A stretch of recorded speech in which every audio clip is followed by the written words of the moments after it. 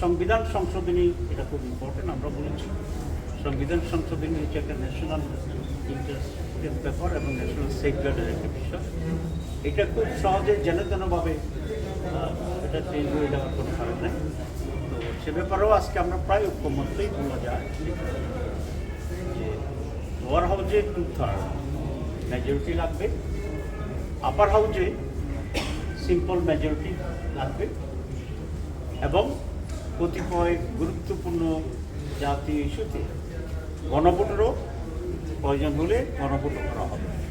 সুতরাং সংবিধান সংশোধনীটা একটু কিছুটা কঠিনই হয়েছে, আর কঠিন হওয়াটাই আমাদের টার্গেট ছিল যে কোনো একটি দল তার ইচ্ছে মতো যেন এটা চেঞ্জ করতে না হয়।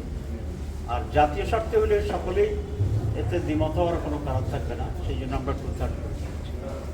এটা ঐক্যমুক্ত হয়েছেই বলা যায়। এরপর হচ্ছে নারীর আসন সম্পর্কে আমি তখন বলছিলাম এজেন্ডার ভিতরে। নারী আসনের ব্যাপারে আলোচনাটা আজকে আর খুব বেশি এগোয়নি। প্রস্তাবনাটা তো হচ্ছে 100 আসনে নারীরা ডাইরেক্ট ইলেকশন করবে, আর 300 আসনে আগের মতোই যে কনস্টিটিউয়েন্সি ইলেকশন।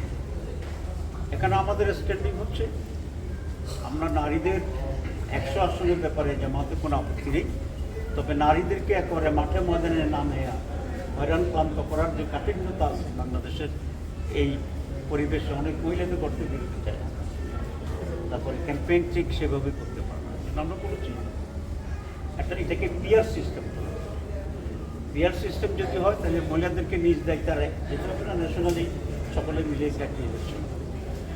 এখানে বিষয়টা পরিষ্কার করা হয়নি যে মহিলাদের ডাইরেক্ট ইলেকশনটা কীভাবে হবে।